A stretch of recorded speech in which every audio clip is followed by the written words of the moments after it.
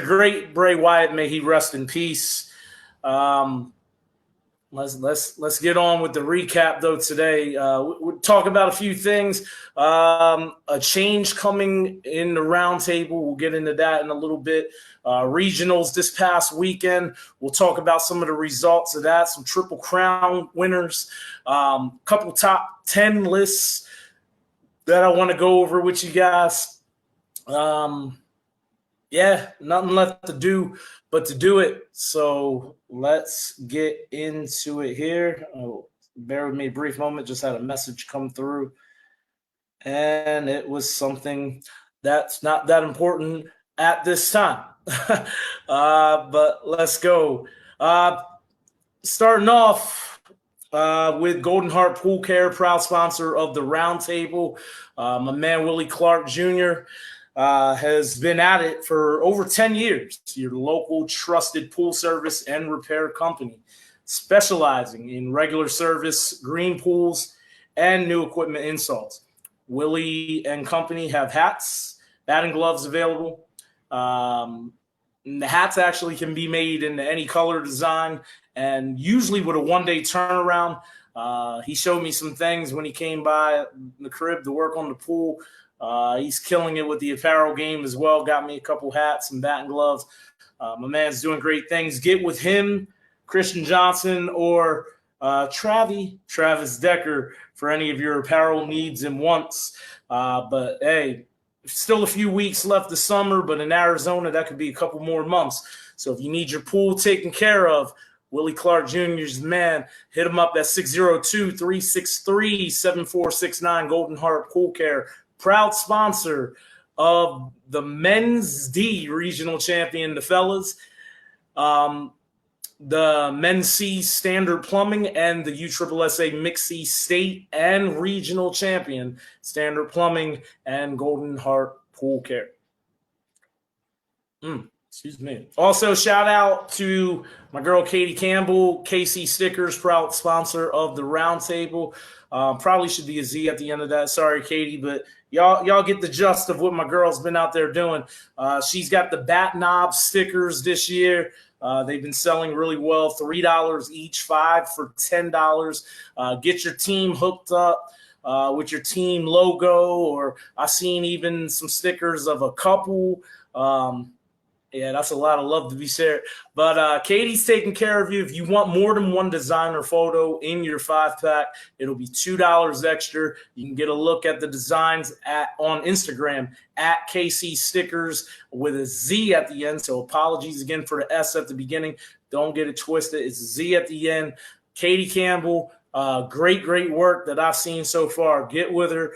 Get your team or yourself some stickers before you make that trip to Worlds. A lot of different trips coming up here in the near future. Shout out to the homie Matt Webb and the family. The Be Happy Bats getting close. He told me last week he just got his first one. The artwork on them, he just needed to approve them. I don't think he had any issues with it, so we're getting closer and closer to this beautiful thing surrounding the valley. The teal ones, top and bottom, those ones are the ASA models. The black one in the middle is the USSSA model. So again, pre-sales, I believe they're still taking pre-sales. If you didn't already reserve one, get with them to get yours. This is through the Monster brand. These bats are fire. Again, I'm a big fan of Swing Anything. So many different bat brands out here. Why not support one that hits hard in the local community for sure. So mad love to Matt Webb and the Be Happy family. Let's see here. Oh, so this image led off the show. It's the Roundtable logo that I've been using basically since day one. I've had a couple different people talking about updating the logo for me. I kind of like the one that I have, so I think I'm going to stick with it. But that live represents something different. This page, I mean, I think a lot of you are probably either watching it on my personal Facebook page or on the Roundtable. The Roundtable since day one has been a private page because I honestly, it was just a decision that I made in the beginning. And once you create a page private, you cannot change it to public. So I've left it as it's been for a long time. But almost every tournament that I live stream a game, someone is like, hey, Dre, I can't share it. And it's become a big problem. And now that I'm getting back out there announcing, more so in a freelance capacity, though I have been in talks with some sponsors, and some good things are coming from me. So I am going to be doing more content, not just a show, but I'll be out at more tournaments and announcing games. And it's a great time to be had. I'm looking forward to it. That being said, I have created a new page. It is active right now. This actual show is the first post going up on the page. It's being streamed to it. It's nothing significantly different. It's just called Roundtable Live. And again, it is a public page. So if you're one of those people who don't like your comments out in the public, don't come to this page. All of the show is going to be streaming on there. I'm going to give it a couple weeks to get people comfortable with it, jump over to it and check it out.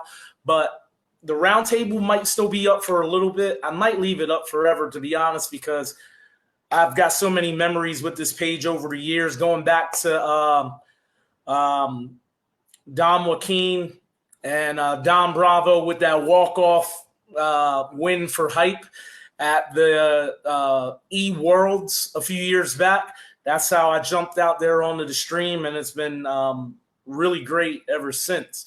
But again, there's so much good content on there that cannot be shared because it's a private page. So I have created a new page just for you guys to be able to share, to invite your mom, grandma, sister, cousin, said it wasn't, anyone like that to come watch the games without having to be approved. Anyone can jump in, anyone can be a member, anyone can view, like, comment, all that good stuff. And if you are live streaming games yourself and you want to share it with the public, besides just on your own personal page, you can do that on this page as well. It's not just my posts. There ain't a lot of announcers out there like me and your boy Trevor Plotz, my favorite right-hand man. But if you want to live stream some coverage somewhere that I'm not at and you want to share it with the community, you can do that on the Roundtable Live page. Again, that page is up and running right now. So most of the content for me is going to be going in that direction moving forward. Just wanted to let y'all know and appreciate all the support. Again, looking forward to seeing more shared videos and all that good stuff on your pages via Roundtable Live. Let's see what's going on here, because I think the next slide I'm going to start getting into results. No, talk about a few more things. This weekend, I'm sorry, September the 2nd. There's still space available. Get your teams in now if you're interested in playing ball. I don't believe U-Trip's got anything going on this weekend. The last all-nighter of the year for Big Dreams out at Victory is this weekend. I'm not going to lie. He posted way too many divisions. I can't tell a man how to handle his business, but imagine being a dude with a co-ed team, or you're wanting to play on a men's team and you're torn between which one to play for. You're probably going to get a lot of smaller divisions that way. I don't know, but to each their own. I'll be out there calling the action.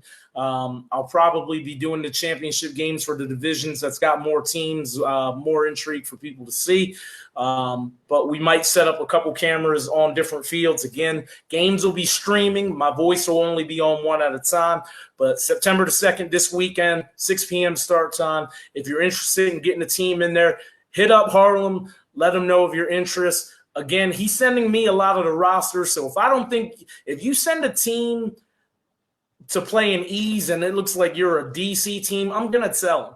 We're trying to balance it out the best way we can, the most competitive. But don't be sending rosters with C players on it to play in the E division. That's just not going to happen when I'm out there. So holla at Harlem. Again, even if you don't want to play, come spend some of your Labor Day weekend with me out at Victory Lane this weekend, starting Saturday night.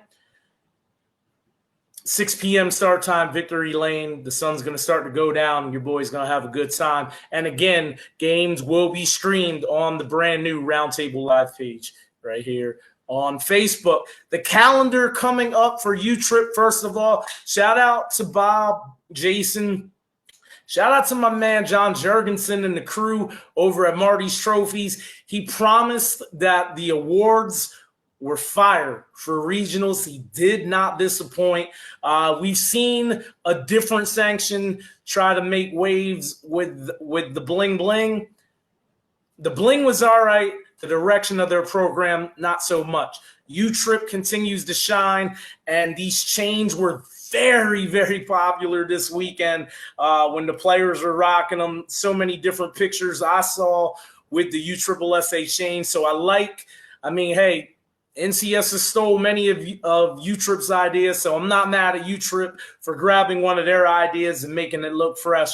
That U-Trip chain was off the hook, so I had to use it on this slide. But upcoming events for USSSA, and again, I'm not with U-Trip. I'm just the softball guy. So they post a lot of their stuff right now.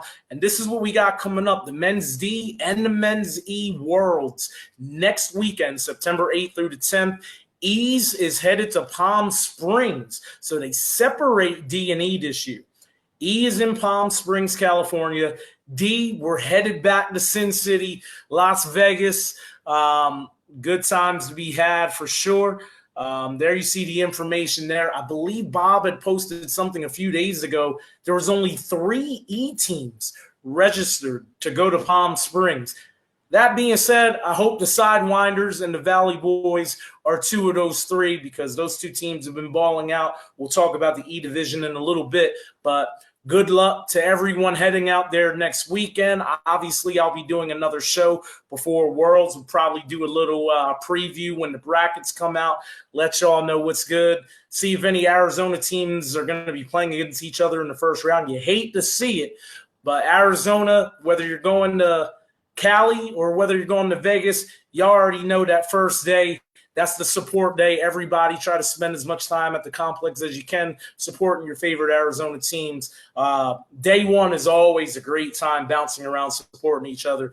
Hopefully everybody gets that first win out of the way before shit really gets real. But looking forward to seeing a whole lot of talent out in Vegas next week and hearing about great things for Arizona and Palm Springs. Now, that being said, those who are not going out of town, next weekend there is a cash warm-up event for the Men's Open DE, even though D and E are already at Worlds, so I'm not sure if that's a Worlds warm-up, but there will be a GSL Worlds in October, so I think that's what that's representing.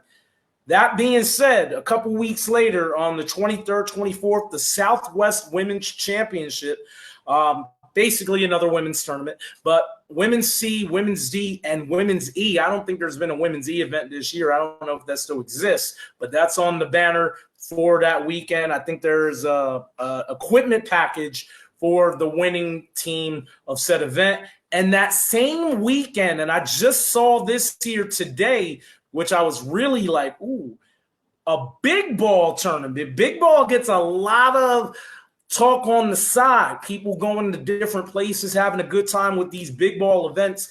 Sunday the 24th, a 4-game guarantee. And there's no ratings involved in this, so you can play with whomever. But big ball tournament, that one has gotten a lot of oohs and ahs already since Bob put that post up. So looking forward to seeing what's up with that. I believe I'm out of town, though. I'll be at Senior Worlds, so I'll be right back to Vegas in a couple weeks. But you guys have a great time here in town. Tear it up. Sad that I'll miss that first U-Trip Big Ball event, but I think that's going to be a popular one this weekend. Let me take a look at a couple of the comments here. I don't want to ignore anyone. Gilbert is saying fundraiser tourney next weekend in the big little town of Safford. 15 men's and co-ed and 20 co-ed. Wow. All right, well, I mean, that's a decent little turnout for Safford. So if you guys want more information on that event, let Gilbert know. I'm not exactly sure what the event is. I won't lie. So many different things come in, but hit him up if you are looking to take on that event. Katie's in the house. Hit me up for your sticker needs. You already know, girl. House, hit me up for your sticker needs. You already know, girl.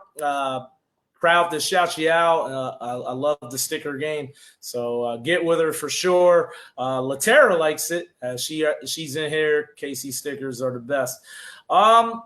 Let's talk about it a little bit, Paulie. Can we talk about that tragedy that happened on Saturday?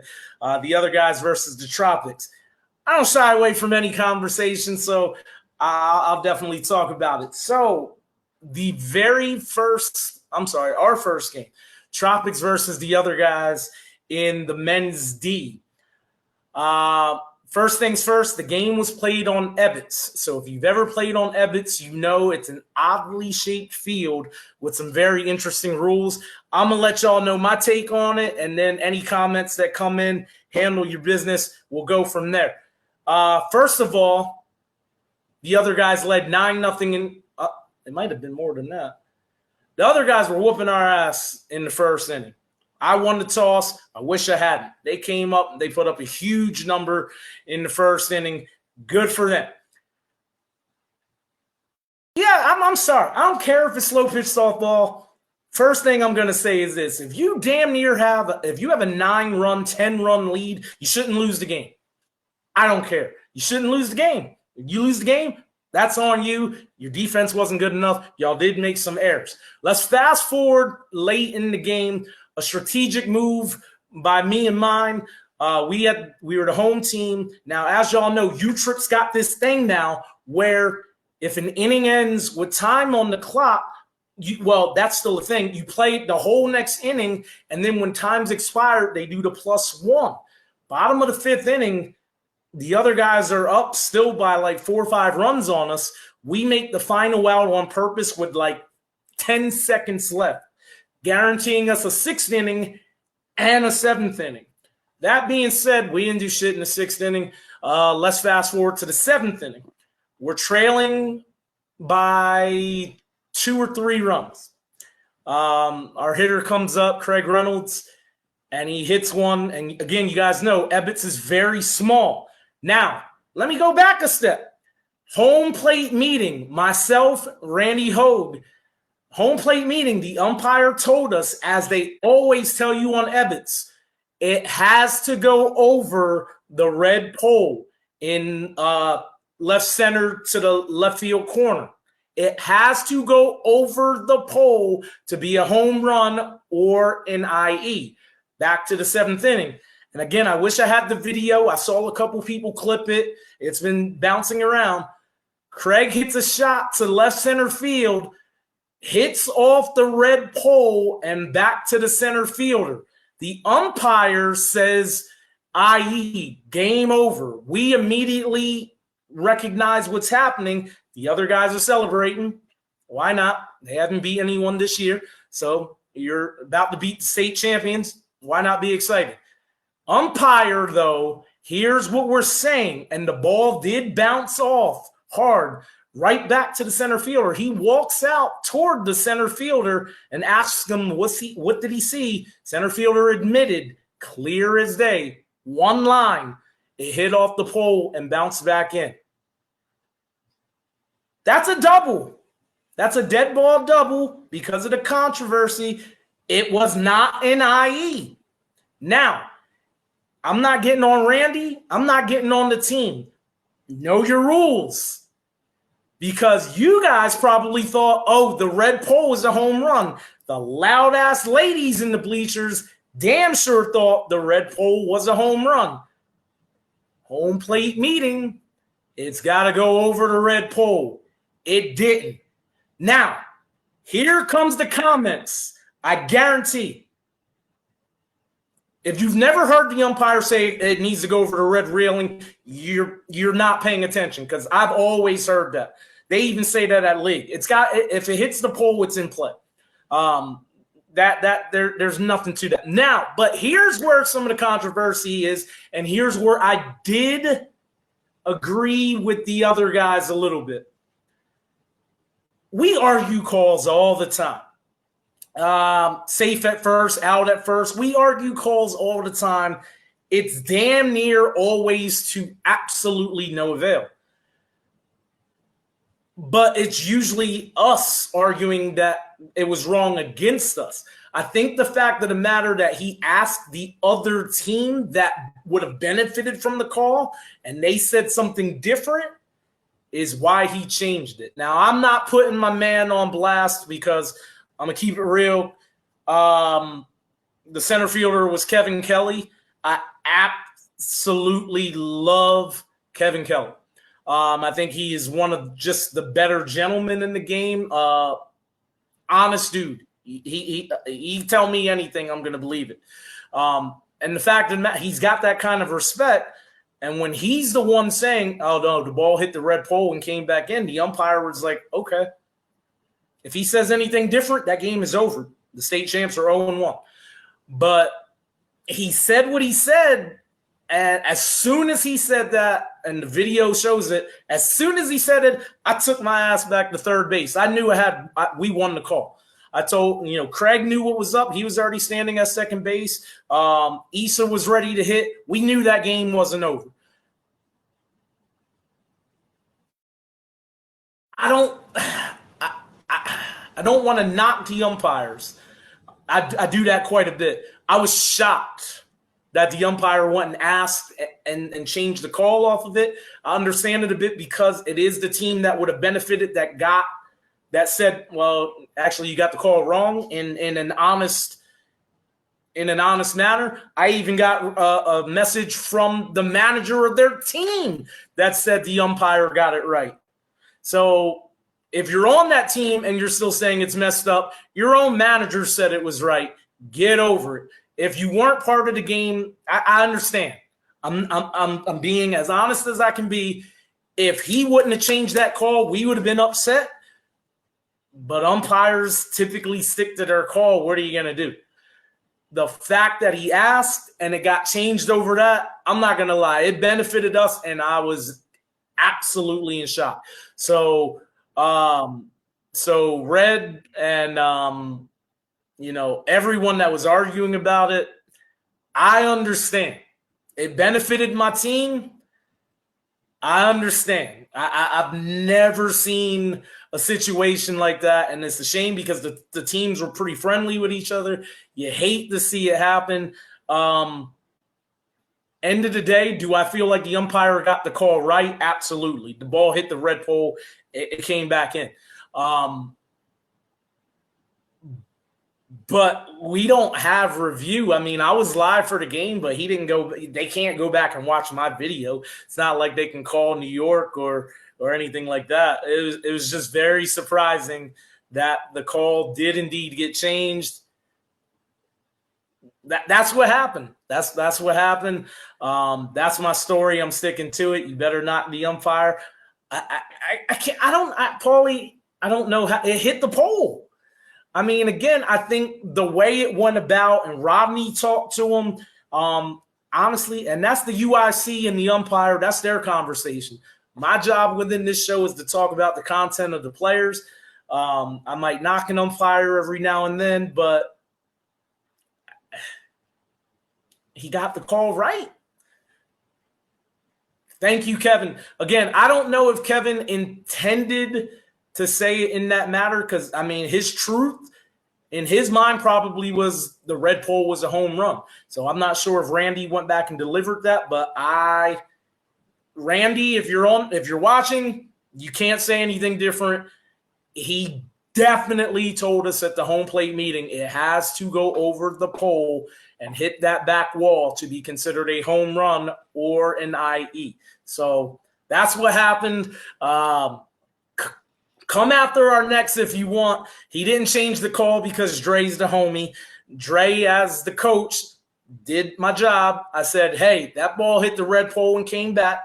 And he didn't change the call based off of what I said. He walked out toward the center fielder. He asked him. The conversation took 4.6 seconds.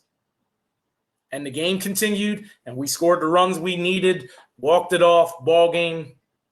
The rest is history. So put your comments in there. I'll address it as we continue forward in the show, but that's my take on what happened. apologies to the other guys, although the messages that I have received since then, nothing but gentlemen. That team coming together very, very nicely and very quickly, as I expected for any Kyle Davis team. So my hat's off to those dudes. They gave us a hell of a game, and I will not say we took them lightly either. We came ready to play ball. Our group chat was as fired up as it was at USSSA States. That team is just good. They were bad for a while, but again, Kyle's okay with that because he knows there's growing pains and they'll get there. And I've said that on recent shows. The other guys are starting to get it. They looked really good. They had to play 4 straight games to start the tournament. The bracket for this weekend was awful. They did what they had to do. I think there might have been time constraints, whatever the case may be. But as soon as you went to the losers bracket, you had to run a gauntlet. Shout out to Not Young because they held their own for a while after losing their first game. I think they won 5 or 6 in a row. And then the other guys, they battled. I mean, that was a really emotional moment to have to come right back and play the next game and then the next one after that. The other guys, though, if you catch that team off of a break, they could be scary in Vegas next weekend. I will give them their props. I felt like they did enough to win that game. Obviously, it didn't go their way. I'm not saying that as a cocky member of the team that won. I'm giving them their respect. That's a good team. And I'm figuring they're still going to be in D's next year unless they go on a stupid run at Worlds. They're going to be a top 5 team next year for sure. So I love what Kyle has put together. That's a good squad right there. You guys have my respect, regardless of the way that one ended, for sure. Kevin doesn't have to clarify the conversation, Red. I was right there. We walked out toward him together. He said one line, and that was it. Anything that happened after that, go back to the dugout, hey, say it like this. No, he said the truth, and that was that. He didn't say another line after that. He said the one line, and that's what happened. And, again, this isn't meant to knock him. This isn't put him on the spot. I didn't mean to make him feel bad within his own team. The man told the truth, and the umpire went with it. So that's that. Evan Clark, I believe the teams have no issues. Issue is with the umpire. Again, I was shocked. Any coach is going to come argue their case for their team, and more times than not, you're not going to win that argument. You're not going to win the argument. We asked him. I said what I said. He walked out to Kevin, and that was the end of it. But just like Craig said there, yeah, he was swinging a corn dog, and the ball still got out of the park. It was carrying. But the real thing is that team, y'all got all of our respect. Definitely hope you're on the other side of the draw come Worlds. That way we can support you without having to play against you. That was a fun game on a tiny field, but they hit the ball really well. And, that was a fun one to be a part of. But let's get into some other things here for sure. Let's go. Regional action last weekend. Let's start with the mixed D. Again, I'll be responding to the comments as they come in. Do the best I can with that. But this past weekend, a shocker in the mixed D division. The Misfits have been playing some decent ball. They've been in contention, but the big 2 in that division have been Grand Royale and the Bangers. This is the first tournament in, I'm not sure this might be the first time this year. I wanted to go back and check it, but I got pretty busy. But I believe this is the first tournament this year that another team won the event when Grand Royale and the Bangers were both in it together. Both of those teams in the field, neither of them won the title this weekend. The Misfits get it done. Their road, they knocked off Chaos 9-3. They lost to the number 2 seed Grand Royale. I didn't put the 2 on there, but the legit number 2, 17-8. I don't know what I typed in the next line, but they defeated Legacy 15-5, Grand Theft Auto 18-7, the stunner of the week and any division. They defeated the number one ranked Bangers 14-13. Hell of a game, I'm told. They got back to the ship where they defeated Grand Royale, who was undefeated. They beat them down 22-9. And then Grand Royale said, we've had enough. And there was no if game. I don't have all the details of it, but obviously Misfits got the win. Grand Royale 7-0. Amanda, I think she was going to tell me the story about that, but she didn't. She got pretty busy. But end of the day, the Misfits in an absolute, and again, this is no disrespect to the Misfits. This is a stunner, though, considering the level of play. Grand Royale have been playing some good ball. The Bangers considered themselves a real favorites for Worlds. They got a little upset with me when I thought someone else had a better chance to win Worlds for Arizona. They got beat by the number 3 seed in our own state. We needed the berth, so no need to play if we got the berth we needed. Okay, so they gave a berth the first and second place then? I don't know. Okay. Some notes, though, from Miss Rydell. The first 2 games they played with only 10 players. Okay, she did give me some info here. They beat Grand Royale in the ship force in the if game. We flipped. Dennis won the toss, but then we were waiting to start, and Brett came up and said, we just want the berth, which was the prize for first place. I said, let's negotiate. They agreed to let us take first, and we got everything first place did except for the berth. They got $300 instead, which was the prize for second place. This is a big tournament, isn't it? I mean, nationals, regionals, whatever the hell you call it anymore. Isn't it considered a big tournament? And we're forfeiting championship games. I mean, and we'll talk about that a little more in a couple slides, but that kind of surprises me. I mean, you just lost by 13 runs, so I guess I'm not too surprised that you didn't want to play that next game, but this wasn't an actual regional. Nothing's ever an actual regional. It's always the same Arizona team, but the title of it was Far West Regionals. You can't say it's only a big deal for men's and not for co-ed. It's regionals for both. It matters for both, in my opinion. But I don't know. I mean, to each their own. People could be injured and stuff like that. You have your own reasons. But shout out to the homie Cody Booth. He was the MVP. She also said that David Thomas killed it, led the team in RBIs. David Thomas always kills it. Ariel Robbins, double-digit RBIs to lead the ladies. She got nailed in the back of the head in the second game and played the rest of the game. Mondo Tavazone, new addition, and he's been killing it. We're hoping for a smile from now on. Mondo definitely not smiling in that picture, but hell of a talent. Great pickup for them. Let's get into some of the numbers, though, for this team. Mondo, just talked about him, 8-13 to lead the way. Cody Booth, dominant on the mound, 765 at the plate. Vanessa Martinez has been pretty steady as the lady killer for this team, 700. Tris Sanchez getting in on the action, 563. Shout out to Christian. He led the team with 4 home runs. He had actually he tied Christian and Josh. They both had 4 home runs. They both had 13 RBIs. DT, 17 RBIs.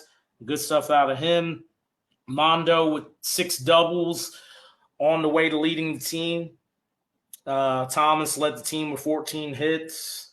Some good numbers for sure from that squad on their way. Again, huge upset in the mixed D. I don't care how it ended. It ends with the Misfits winning the last actual game played and then the 7-0 victory to claim the title. Again, on the last slide, I think it showed Grand Royale finishing in second place. The Bangers, the number 1 seed, the first time they've been in third place in a very long time. And GTA, top 4 finish for them. Congratulations on the effort and to all the top 4 teams in the division. Let's move over to the mixed A, which was essentially the mixed C, sprinkled in with a couple A teams. And then the C teams whooped up on. SPS, Standard Plumbing, Golden Heart Pool Care. I said it a couple weeks back. I think this is Arizona's best chance, and I think we've got some solid teams in different divisions. I think this is Arizona's best chance to win Worlds, and they show it yet again. They are undefeated in their 3 tournaments since they put this team together, and it's been staggering how dominant they've been in damn near every game. This time, Los Travesos, 24-2. There was a time when Los Travesos was the number 2 ranked C team in the state. They are now losing games by 3 touchdowns. The Dogs gave them a battle. The Dogs being an A team, they lose 21-15. GBD is a former world's champion, and they're considered one of the A or B teams. They got beat 13-3. And Built Different, the number 1 ranked C team in the state, I think they still will have that label based on the complete body of work. SPS knocks them off 25-9 to win the title. Built Different haven't been playing great ball the last few weeks. They looked good up in Flagstaff. They come home a little more loose, second place in this one. GBD finishes in 3rd place, and the Dogs finish in 4th. Numerically speaking, like I said, 3rd tournament, and they've won the title each time. 12-0 record, 20.75 runs scored per game. They allow just 7.25 plus 13 runs per game. Willie Clark Jr., Christian Johnson, Little Dumpy, they both were perfect on the tournament to lead the way for the men. Obviously, you've got the dominance of Zach Ketcherside on the mound and a very stellar defense behind him.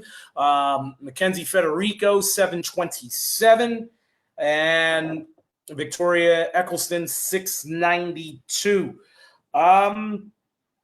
I'm going to go a bit deeper because they gave me the information, and the team is playing so well. They deserve the kudos here. I think Amy, let me take a look at that in a second here. Let me go over some of their top numbers because, 1,000 looks damn good.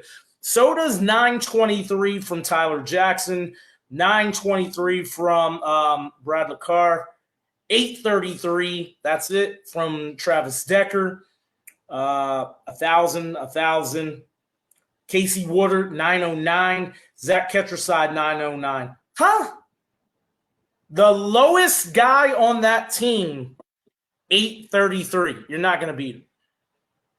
And the ladies, they did their thing as well. Not as high a clip, but again, some good numbers from them. And again, some of these ladies, damn near all of these ladies, I would say, as I look down this list, they're pretty damn good on defense. So you give Catch is going to give you chances to make easy plays. And if you've got some web gems to make, they've got the horses to do it. They're good. They're very, very good. I can't wait to see what they do at Worlds. And again, that's no knock to anyone else. I'm hoping Arizona goes off. This is the team. This is the team right now, and I think they've got such cocky players on the team. That's not an insult. I'm cocky. I love cocky. They've got enough cocky swag on this team. They can handle the pressure. I think they're going to be just fine. Can't wait to see what happens when they make their trip to whatever Worlds that they're going to. But, some dogs for sure. Congratulations, Standard Plumbing, Golden Heart Pool Care, state champions, and now regional champions, undefeated, and no plans of slowing down for them. Well, swallow my pride a little bit because they earned it, and I'll give them their praise. Congratulations to ATO on winning the Women's C Regional Championship. Their road to the title, they defeated they tied the GSL and USSSA state champion Rowdy Beavers 11-11. They defeated FAAFO 9-6, might have been 9-8, and then in the championship they defeated them 11-10. They played 3 games. There were 3 teams. FAAFO was the runner-up. Rowdy Beavers took a step in the wrong direction this weekend, though they still got a couple rings. They finished in 3rd place in the 3-team field. 5th title of the year for ATO. They are now 18-7-1 within their class. They scored 10.3 runs per game while allowing 9. I obviously did not get any stats for ATO. Moving on, let's go to the women's D division, and they finished the job. Ascension, the women's D regional champion, they complete their Triple Crown run. They knock off the Rockford Peaches 20-5 in their opener. Followed that up with a loss again to Savage Average, and 13-5 in that one. Then they defeated Knockouts 18-2, Susias 13-3, She Wilden 22-10, got back to the ship. Savage Average 21-8, and then in the IF game they knocked them off 13-3. Shout out to Savage Average on a runner-up finish. She Wilden 3rd place, Susias in 4th place. So Savage Average 2nd place at USSSA States, and 2nd place here. First team to defeat Ascension in consecutive tournaments this year. I'm going to be careful how I say this because it is not intended to ruffle any feathers. I'm going to backtrack for a sec to go back to Built Different because I did have their numbers. I didn't put it down. I do apologize. Dame Dollar 882, Issa 824. Man, hell of a weekend. I'm sure them legs are tired. Samantha Collins 706, Amanda Berger 625 to lead the way for those ladies. And for FAAFO, Ronnie Fettis at 857, Rebecca Elwell 786 for the runners up. Amanda Berger 625 for the ladies team, and Pi Salas at 600. My apologies. I had been doing a separate slide for the runners up, and I did not this time. Okay. I guess I talked about it after USSSA States. I was concerned with the early losses for Ascension. I mean, it's very impressive to say a team double dipped all 3 legs of the Triple Crown. That being said, as you get set for Worlds, it's a different beast. And if you look at that picture, that's not all the Ascension ladies. From what I'm told, that's some of the Challenge Cup women as well. That being said, you got the GSL and USSSA state champion, and they're getting help from potential Challenge Cup players. And they lose to a Savage Average team who is playing good right now, but they're under 500 for the year. So, not everything is roses on this show. I've told y'all that before. Again, they got the win, and that's the ultimate goal. But they're still coming out flat in these tournaments. I mean, 5 runs in that loss, that's concerning. But hopefully they find some games, tournaments to play before they go to Worlds. Again, Triple Crown, you've been one of the most impressive teams in the state the entire year. This is not the time, though, for others to be catching up with you. We'll talk some more Ascension numbers in a bit. Again, they get the job done.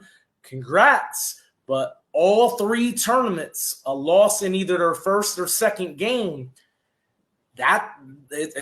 life will be very difficult in Florida with those type of results. It will not be the same easy gauntlets. But again, winning is winning. Just, it's tailing off a bit They're still winning, but it's not the same dominance that we saw earlier in the year. Let's look at the numbers. This is their 8th title of the year. 48-10 is their in-class record overall. They scored 16 runs a game. They allowed 6.29. Still almost a plus 10. So it's still very, very good in the end game of it, but again, Worlds is getting close. So you'd like to see that result be a little different for them. Serena Lorta, 760. Kim Denise at 750. Mariana Martinez, 704. Vanessa Yazzie, who's been pitching her tail off and handling her business at the plate, 682. And Devo, Devin Williams, 679 in the fill-in role with this team. I guess to each their own, because there wasn't nearly as many teams in these regional tournaments. Vendetta's been playing some good ball, so I'm kind of surprised they didn't play this weekend. But, some of their ladies did get some work with this team, and good for them in that regard. Zarina Lorta was the offensive most valuable player. Vanessa Yazzie was the defensive most valuable player for Ascension. Congratulations to them. Again, we'll talk more about them in the top 10 here in a few moments. The fellas get over the hump in a major event, and they didn't hate me along the way to do it. I've been hard on this team, but hard on this team because I saw the potential in them. On paper, so much talent. And then they can hit all 3 of their home runs in the first inning, and it makes for a tough game.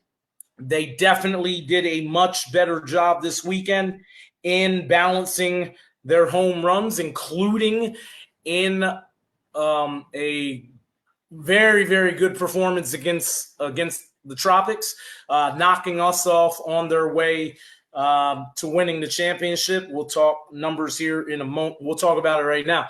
BBS 23-5, Cafe Elite 12-9, 17-12 against the Tropics, and then defeated Bingham 20-11. Those are the 2 state champions. They knocked them off in consecutive games.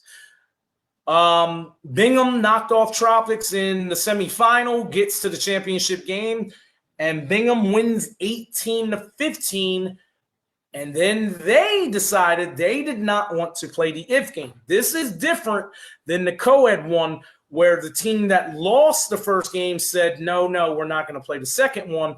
The team that won the championship game said, we don't want to play the if game. We're headed home. There's still a decent amount of people there, and up in the stands, we were chopping it up, and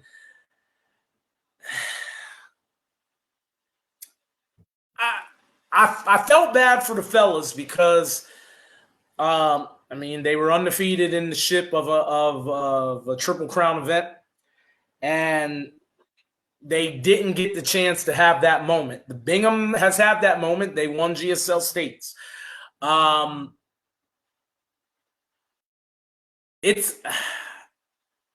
can't remember. I'm sure it's happened to me at some point, not anytime recent. It's got to be a tough feeling to win a championship, though you lost the last actual game you played. So the celebration was a little subdued, but they earned it nonetheless. Their starting pitcher, Chris Gonzalez, real talk, that dude was awesome on Saturday. And then he got hit in the championship game. He had to come out. Dennis Duran came in. Dennis did a good job.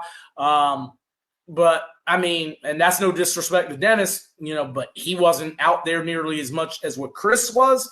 Chris was dealing. That was the best I've seen Chris Gonzalez pitch. And I let him know that after they beat us. They controlled their home runs. They did hit all 3 of their home runs. They still were able to put up runs, hitting gaps against us. And we have pretty decent outfielders. I mean, we're not making excuses. We were missing a couple people. But them boys hit, and we were very, very happy to see that. We weren't happy to see that. Like, this is what I said to the guys. I said this to Brandon. I said it to a couple other people. As a coach of the Tropics, obviously I want to win the game. You know, that's what we're out there to do. We wanted to win the game. As the voice, I was very happy for the fellas because I've been on them about controlling their home runs and what can you do. What can you do when the home runs are gone? And they showed me firsthand. They showed everyone. So I was really happy in that regard after I got over the sting of our loss. I was happy for them boys because Brandon says they've been working very hard to figure things out, and they did that. Let's see what else. Brandon has some things to say.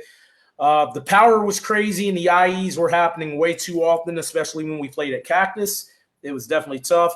But all my guys have told me they have been focused and been putting work in to keep the ball down, and it's really showing. I mean, they were hitting some screamers in the gaps. They've been so motivated to prove they have bat control and they can do more than hit home runs. But they did hit some home runs, and we'll talk about that in a moment. But, yeah, he even said Chris Gonzalez got blown up twice in the same spot on his shin against Bingham in both games against them. Wow. Dennis came in, stepped up, was a great leader, and kept us in the game, really gave us a shot to win. Brandon said he's proud of his guys for not relying on home runs and all the work they've been putting in. It's really paying off. Also, I'd like to give a shout out to their sponsor, Willie Clark Jr., Golden Heart Pool Care. Thank you for believing in us and letting us rep your brand. And thank you for always keeping us looking fresh on the field. Bingham Equipment, the GSL state champion, your runner-up. The USSSA state champion Tropics, we finished in 3rd place. Next to Cali finishes in 4th place. Numbers. 4th title of the year for the fellas. So they have won. They just hadn't won in the bigger ones. That narrative out the window. They showed that they can get it done on one of the big stages. 51-25 on the year. They play quite a few tournaments, but that is damn near 700 win percentage. So they're showing that they can ball. 15.67 runs scored per game. 9.67 allowed plus 6 for Duran Gonzalez in that defense. Travi has been stroking. 875 for Travis Decker, leading the team for the 2nd consecutive tournament. Yeah, there it is. Chris Fenton letting y'all know Travis Decker has been killing it. And again, vocally, you can hear Travis Decker 2 fields over. If his team is playing bad, he will be the one to fire you up. If they're playing good, it's even worse because he is talking that good. But he backs it up something fierce. I've always loved Travi. It was tough playing against him because he was making plays. He was spraying gaps. But like I've said in week after week, I love that my boy is playing his best ball. So Renee Brockman, good to see him back out there, an 867, very dangerous ball player he is. Miggy Ruiz, steady as they come for this team, 789. Joe Israel, that's one of those dudes, very powerful cat, figuring it out in other ways, 778, still hitting at a very high clip without all the home runs. And Dennis Duran, again, he's had a very, very solid summer at the plate. Another good tournament for him, 778 to round out that leaderboard. But Cafe Elite's lead man, Colin, jumping in here. Travis has been sitting on the ball. We battled him 3 times in the last 2 tournaments, and he's sitting on the ball every at bat. I have been in talks, like I said earlier, I've been in talks with a new sponsor. Please forgive me. I try to be very good at what I do, but I will curse a time or two on the show. Hopefully that doesn't bother you too much. But, again, solid stuff from this fella's team. I did get some late numbers from Brandon because I like to get a little bit more if I can from you coaches. The Travie boys, Regalado and Decker, led the team with 4 home runs each. Decker led the team with 12 RBIs. Renee Brockman was second with the 9 RBIs. So, hey, if you guys do all the stats, if you do like a spreadsheet or anything like that, Adam Alsop was the very first one that does it amazingly. He sends me the whole spreadsheet so I can start talking about who led the team in doubles, triples, runs score.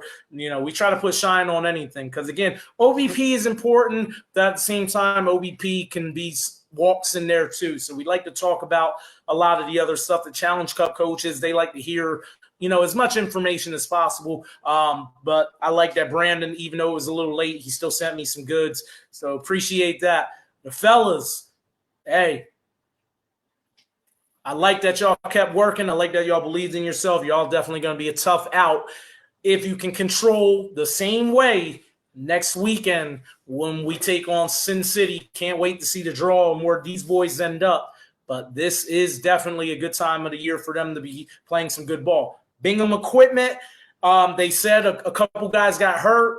They were playing, everyone was playing a bunch, especially when you got into the losers bracket. You didn't have breaks. Not making excuses for them, though. I still wish they would have played the if game. You earned the right to be there. You should have played it. That being said, you did what you had to do to preserve the bodies. So be it. GSL state champions, we know they're good. U-Trip, they won 0-2, which was the original name of the team, 0-2. There were some concerns. It was good to see them bounce back and get back in the championship form. A few people have talked about the D division. They've said it's wide open.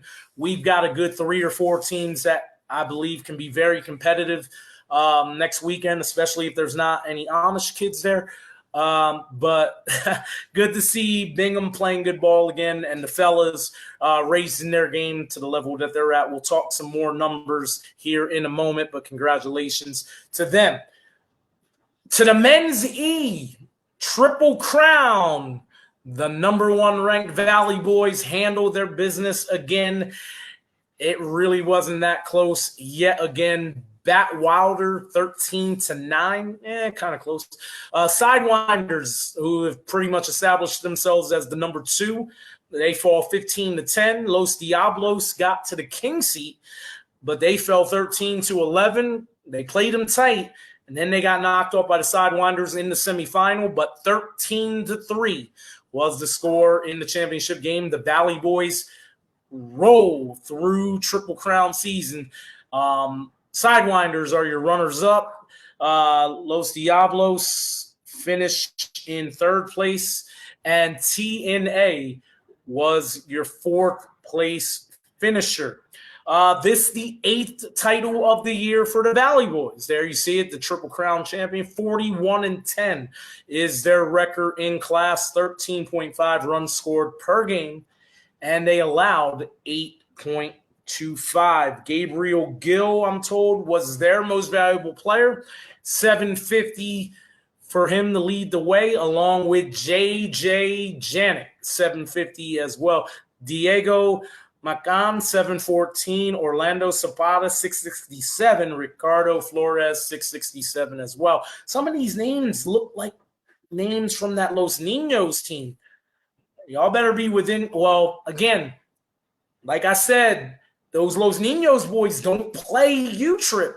So if these guys are coming in as E players, the way they hit the ball, hey, if the Valley boys are going to Palm Springs, good for them because they could definitely hold their own and represent Arizona, looking very, very good this late in the year for sure. Did not get any information from the Sidewinders this time, but the Valley boys complete the Triple Crown run. Ricardo's always busy, so let me see if he said anything extra. He did not. He just said his second baseman, Gabriel Gill, was the MVP, and there's their numbers. We'll talk more about the Valley boys in a couple moments.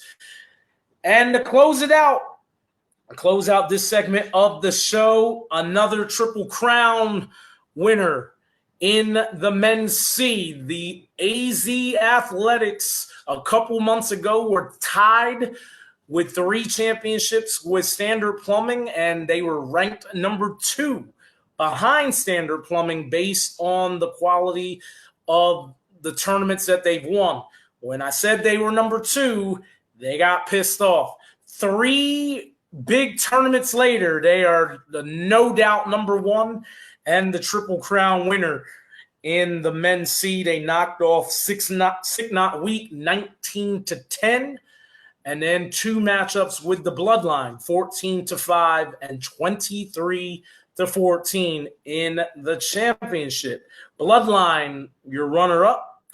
Masami Apparel, after some early struggles, they battled back into contention to be in 3rd place, and Six Knot Week in 4th. Now, if you know much about this C division, some big names are not on this list. No Figure. Again, it has not been a very Figure-type year. No X-Men. No Standard Plumbing, who's number 2. They did not have a good weekend at all. So Bloodline, Masami, Six Knot Week, jumping the line a bit to get into the top 4, but no one getting ahead of that ruckus crew that is the number 1 ranked AZ Athletics. Proud sponsors, Ruckus, Graham Sports, shout out to them. They did not get me any numbers until I went live, so it's kind of hard to put the stuff on there that I typically would want. But I got it here. Let me take a quick look. Shout out the forces that be within that team. Derek Thompson, 900. And I can say this because DT's one of my boys. He didn't swing it very well at USSSA states. So good to see DT tear it up in this one. He 900, 3 home runs, tied for the team lead, 10 RBIs, led the team. So that lets you know about the balance of this team. They spread out the RBIs throughout the lineup. Let's see who else. 818 for Elio Castillo. Nice. 778 for their star pitcher, Charlie Hernandez. A couple guys around 700. Elio and Davion King also had 3 home runs each. Charlie with 2. 4 doubles for Danny Drillard. Nice. And again, the balance, 4 different guys tied for the team lead and runs scored. Elio, Davion, Danny, DT. But they definitely wanted me to make sure, to acknowledge the fact they're not a Triple Crown champion if it is not a complete team effort. Again, I keep speaking to the balance of this team. Up and down the lineup. That's what's going to make them a major player when they go to Worlds. Every tournament anymore, a different group of stars are stepping up for this team. The balance in the on-base percentage, that is definitely what they were looking for. And that's what they're getting. That's what Ron and Mike, George, the leaders of that team, very happy with the overall production from top to bottom. The guys who might not be hitting the best are killing it on the defensive side, so they're not putting their heads down when they get on the other side of the ball. They're still making an impact. The offensive numbers always get the biggest press, but unless you've got the video, you don't really hear nearly as much about the defense and the web gems. But that team is doing it in many, many different ways. Charlie Hernandez, loving what he's got behind him on the mound and that defense. But offensively, he holds his own, something fierce. They've had a very, very good summer. So congratulations to them on the Triple Crown, culminated by winning the Far West Regional title. This, their 6th title of the year, their 4th championship win in their last 5 events, 5th in the last 7. You can say they have figured things out for sure. 38-16 is their in-class record for the year, 18.67 runs scored per game while allowing 9.67, a +9 for Charlie and that defense. Very, very good stuff for sure from the AZ Athletics. Congratulations again to that very, very talented squad. Let's talk about them in a little more detail as we continue forward. Triple Crown season, top 10 win percentages. I calculated from the first tournament, which was GSL States 1. Co-ed has had a couple of those Friday night lights. They didn't get all three of the major events. So I did some math. This is what we came up with. The Mixed C Standard Plumbing Golden Heart Pool Care Squad, 12-0. They're batting 1,000. Valley Boys, 13-1 in the Triple Crown, 929 win percentage. Classy didn't get a third tournament to play. They didn't have the championship division, but they went 10-1, winning 2 state championships, 909. The AZ Athletics went 10-1. They didn't have to play as many games because they were just dominant. They did have games against the A and B teams, but for the C, D, and E, I just did their in-class records. AZ Athletics, 10-1 against the C field, 909 win percentage for them. The DTS Women's B, 9-1, 900 clip for them and winning their 2 state championships. Ascension, 19-3. So they won the most games after the early losses, 864. It's still pretty good in winning the Triple Crown. The Misfits, what a last month or a month and a half for them, jumping up there, 14-4, 778 win percentage. Again, it ain't knocking them, just going off. That's the most surprising team on this list, no doubt. But Amanda has got her team cooking at the right time of the year. The Tropics led the men's D division, 12-4, 750 win percentage with the USSSA state title. The Bangers won the mixed D state championship before falling off this past weekend, 6-2, 750 win percentage for them. And Bingham Equipment, out of the men's D, the GSL state champion, the runner-up at regionals, but 0-2 at U-Trip States. Still gets them a 10-4 clip, 714 win percentage. Those are your top 10 Arizona win percentages for the Triple Crown season. I did have one more top 10 list. We'll get to that in a second. But again, we talked about it. We'll acknowledge them again. I had a different slide. We'll come back to the Triple Crown. But most USSSA titles in 2013 is looking like this. Valley Boys out of the men's E, 8 titles for the year. Ascension right there with them. They won 8 championships as well. Bangers out of the mixed D, 7 titles for them for the 2nd consecutive year. AZ Athletics, a huge year for them in that tough C division, 6 titles. Built Different in the mixed C, they won 6 titles. SOBs ends up leading the men's D division with 5 championships on the year. The Sandbaggers in the senior AAA, I cover everything, y'all, but the Sandbaggers with 5 USSSA titles this year. Grand Royale out of the mixed C, or excuse me, the mixed D division, they also won 5 championships this year. I talked about it earlier, the metric between the Bangers and Grand Royale, 12 titles between them on the year. Backdoor Boogie in the men's D, they won 4 titles, though they have not been playing as great a ball. They still have 4 titles on the year. And the fellas, they got the number 4, their biggest one of the year, winning the regional championship. Congratulations to all these teams on a fantastic year. There was plenty of teams with 3 championships, but Kyle Smoot, one of the stars from that Classy team, giving some love to his Tucson crew, the Sidewinders on their runner-up, and the fellas getting over the big tournament hump to win that championship. So when you're getting love from a talent like Kyle Smoot, you young boys, you're doing something. I love the way these Tucson names jump on there and show some love for these kids. So what up to my man Smoot and Tucson, stand up yet again. Now let's talk about the Triple Crown here. Talked about it as I was going. Congratulations again, Coach Ricardo Flores and the Valley Boys as they run through GSL USSSA state champions and the regional title. And like I just talked about, 10-1, they really were not tested too heavily, though the young Sidewinders, they were coming late in the year, but Valley Boys handle their business. Congratulations on being the 2023 Men's E Triple Crown winner. In the Men's D or the Men's C division, the AZ Athletics, again, once upon a time, the number 2 team in the state behind Standard Plumbing, and they got really, really good from there, doubling up their championship total to 6 on the year.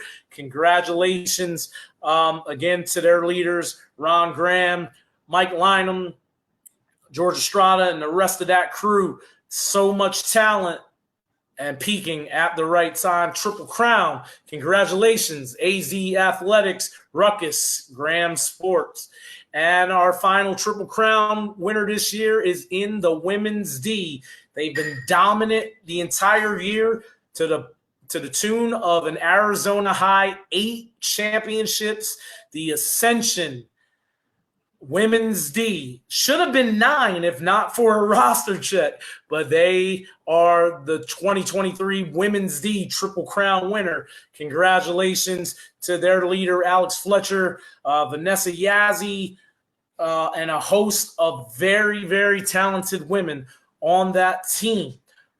Triple Crown. We got 3 of them this year. Congratulations to those 3 squads. Very, very impressive stuff.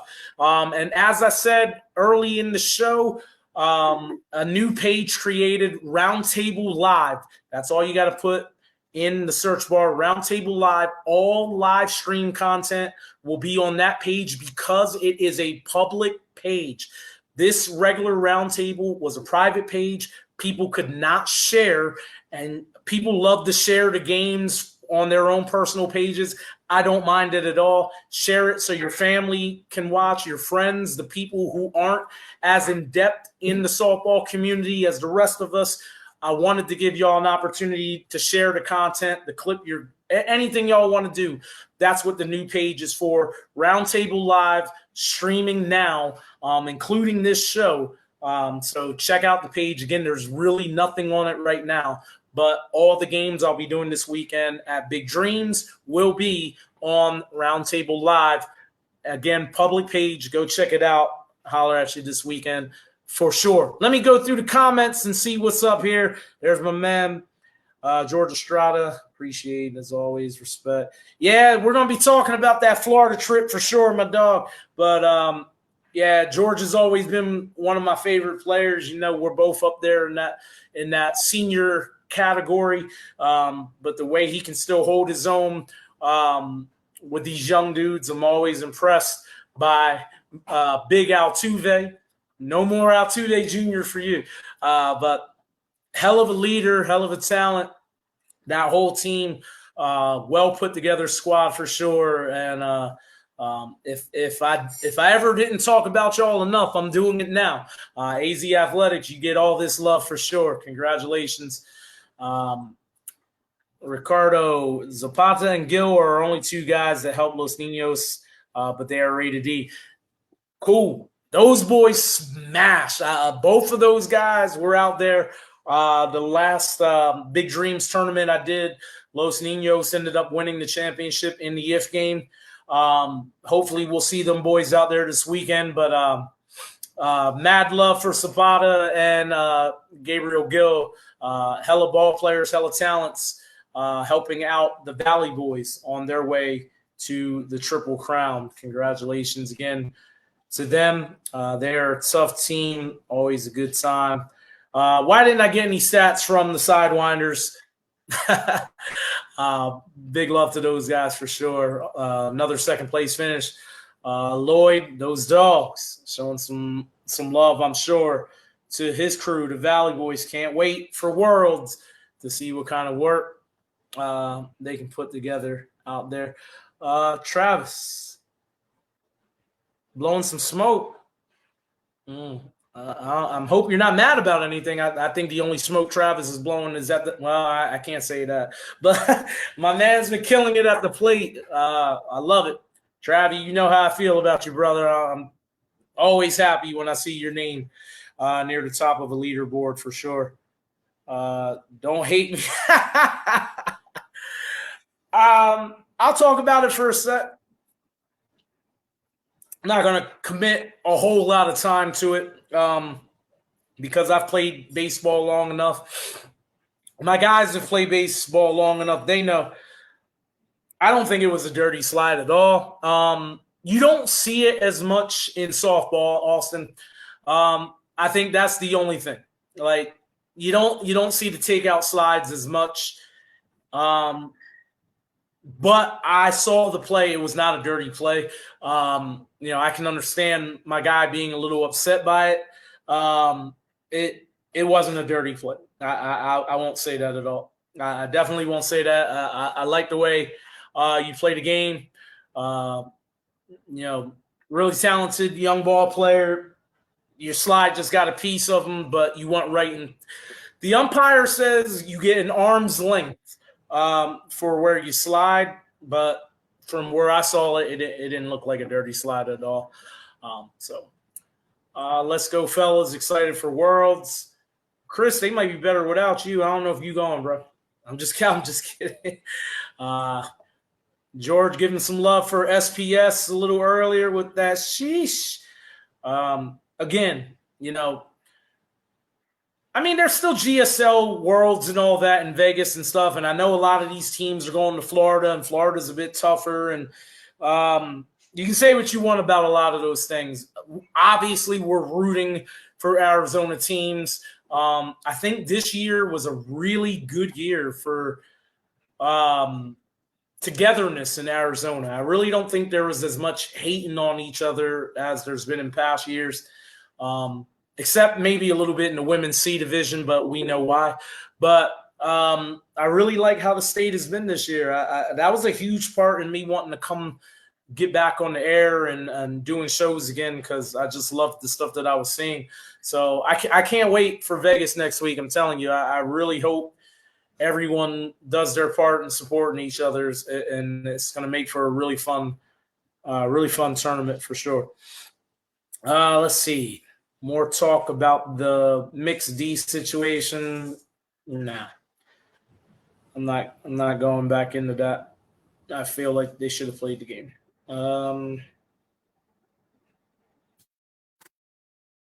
Okay. Jesus, what's up, man?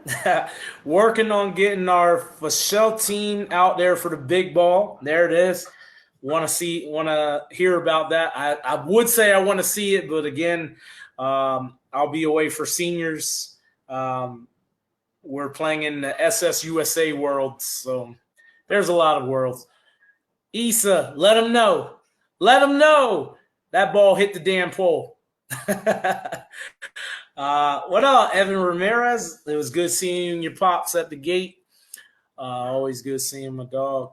I think something else came in as I scroll back to the bottom. Craig Reynolds, super excited for Vegas, hoping AZ teams all make deep runs and someone brings that title home. Yeah, obviously. Definitely looking forward to seeing if our guys can make a run. I know they stay working. I haven't been in the chat much today, so if there's been any new conversation about if the team is doing something this weekend, Craig, let me know. But yeah, it should be fun.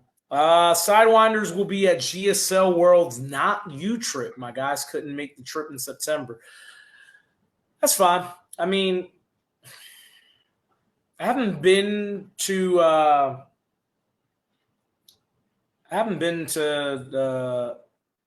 Palm Springs in a couple years. It was fun, but there really wasn't like there's not as much to do at Palm Springs as there is to do in Vegas. So I think when people see, like a few years ago when there was a Worlds in Oregon, people were like, we'll just wait for Vegas because GSL is pretty much always in Vegas.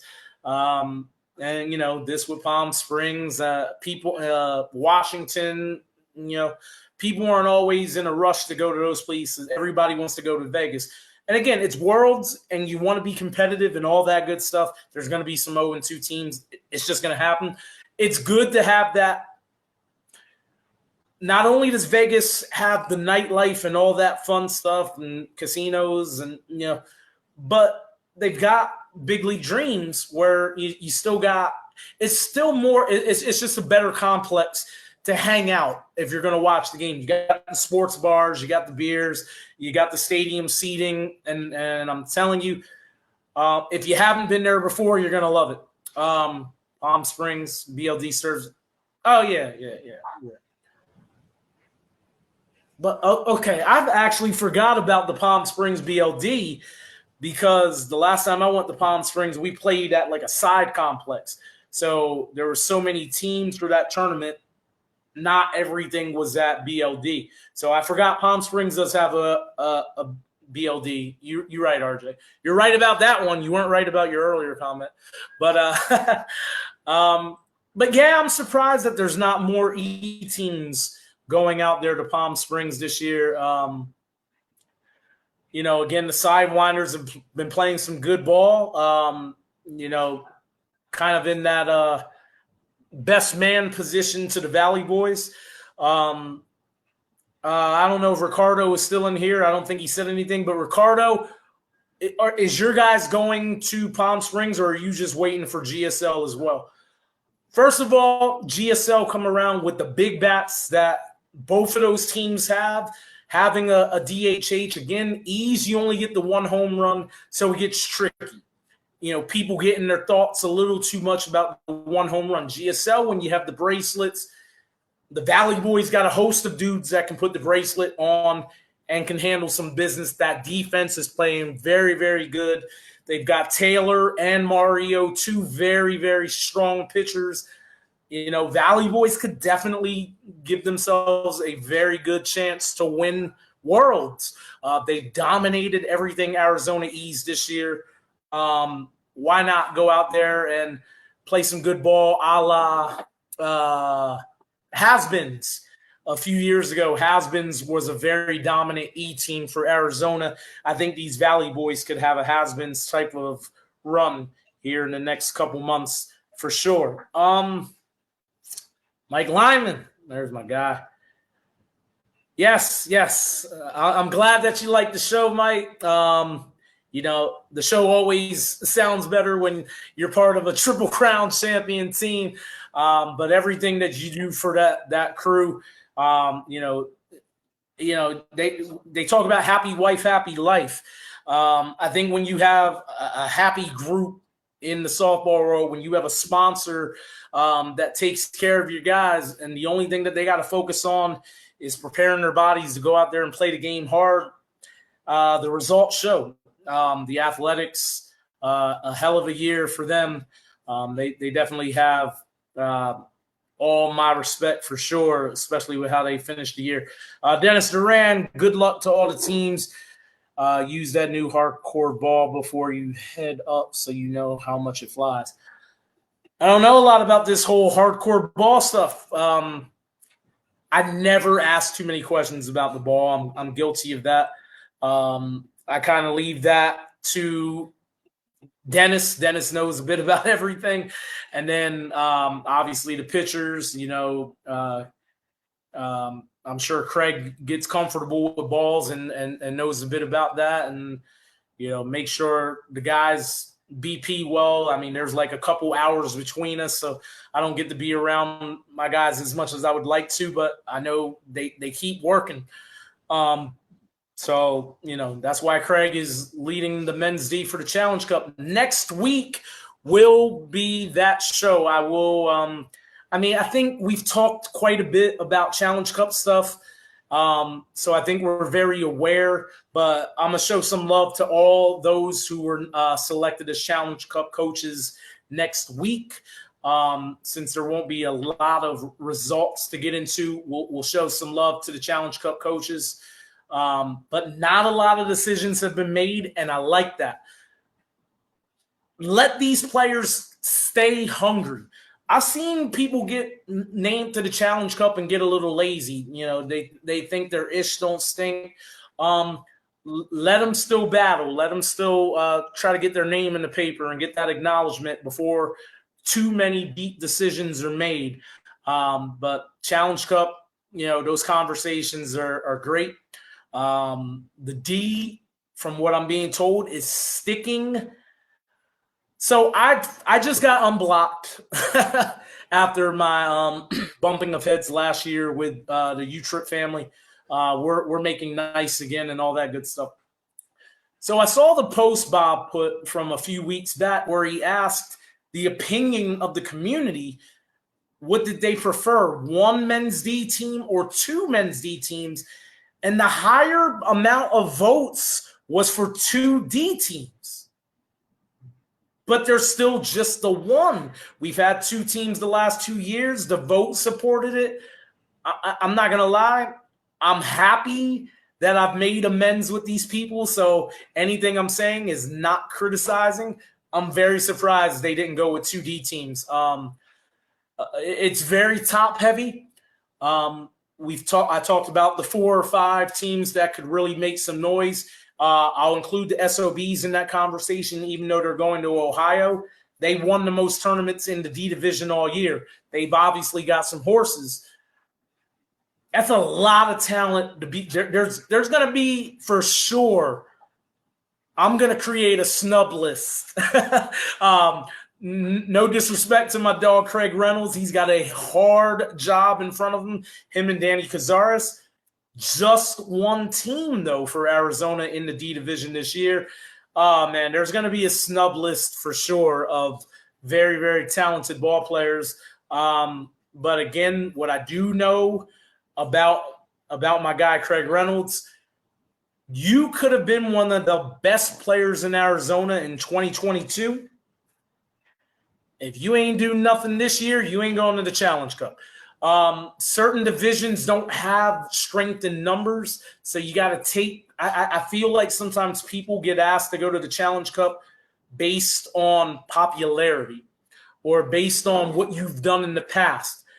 I'm a big fan of what have you done for me lately. So if you don't have that body of work in 2023, you ain't getting on the plane.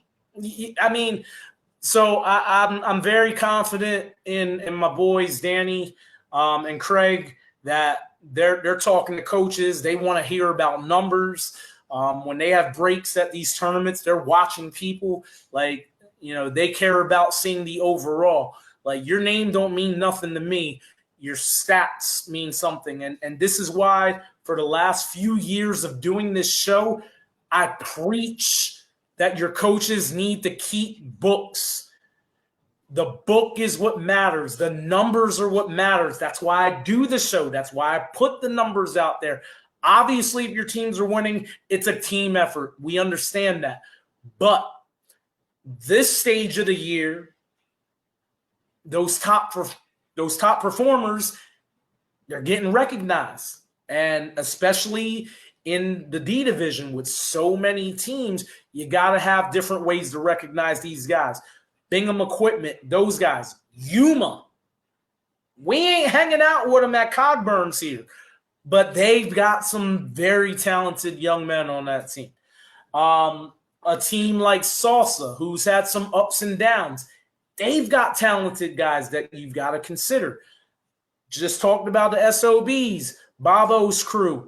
I'm sure a good 4 or 5 different guys, if not more, could be in that conversation. Tropics, BDB, obviously with their coaches leading the team, there's a lot of tough decisions to make. How in the hell they decided to just stick with the one team, I really don't know. But it's not too late. So you D players, my advice to you, don't get discouraged if you haven't had a conversation yet, because when I got selected a couple years ago to run the second team, Travis Johnson had the first team. First of all, I don't think I found out until October. It might have been late September, October. It was not August.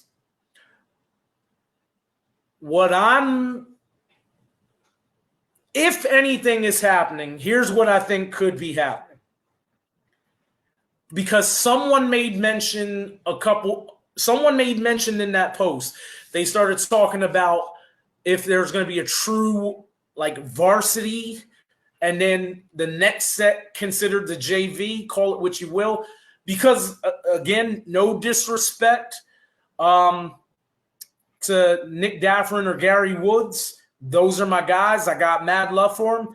What they did in my opinion, and again, my opinion on this show doesn't mean I dislike people in real life. It's just I say what the hell I want type of deal. What they did last year with the Men's D Challenge Cup was a disaster. To have the full tryout, and then it felt like they did playground, like you pick one, I pick one. I wasn't a big fan of that. What Travis did the year before, Travis Johnson picked his team. I, with my big mouth, came on the show and said, there are snubs for sure. The very first name out of my mouth, Aaron Boyd, was a huge snub. Aaron Boyd's like a B player now.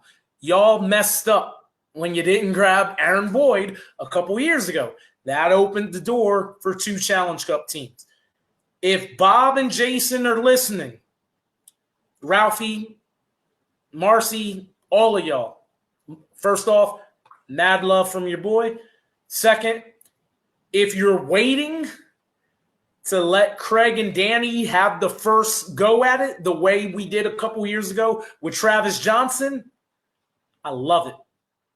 I love it because then the next tier of these young D players, young, old, whatever the age may be, when a second coach is mentioned and you might be considered the JVD team, you still have an opportunity to go out there and punch that team in the mouth. Not literally. We don't want to see fights. But, oh, there's Bob. Not going to.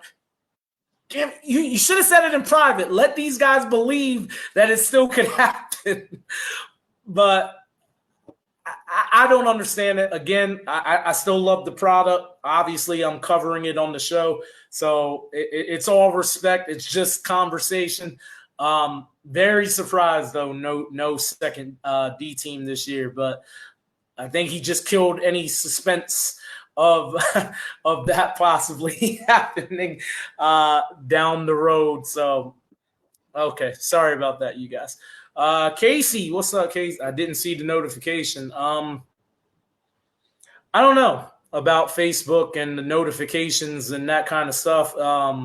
If it gives you guys notifications on the show, I say that I'm going to start at 5. I usually start a few minutes late because I'm trying to get the last second information in there.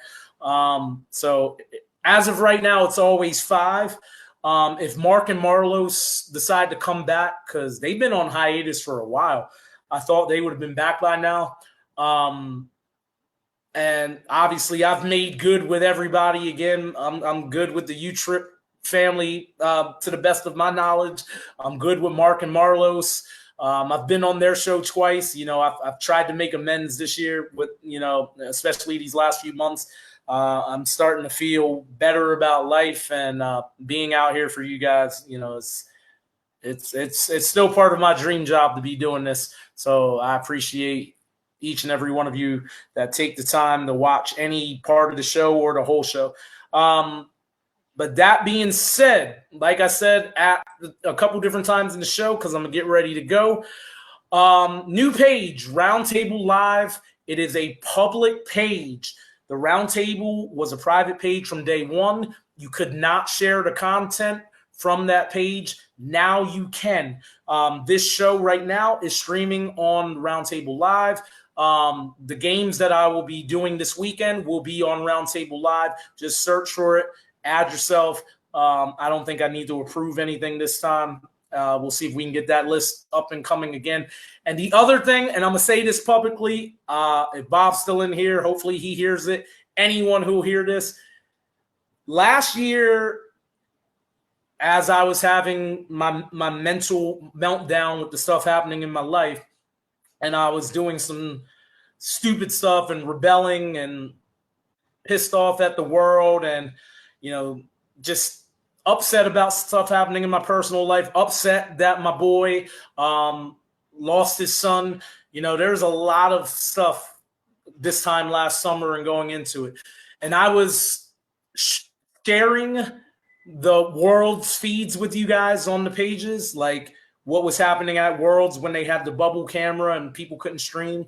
And I was sharing it with you guys, and Bob would tell me to stop, and Jason would tell me to stop, and Stro would tell me to stop, and I wasn't listening. I'm not doing that this year. You guys are going to have to pay your $9.99 for USSSAlive.com.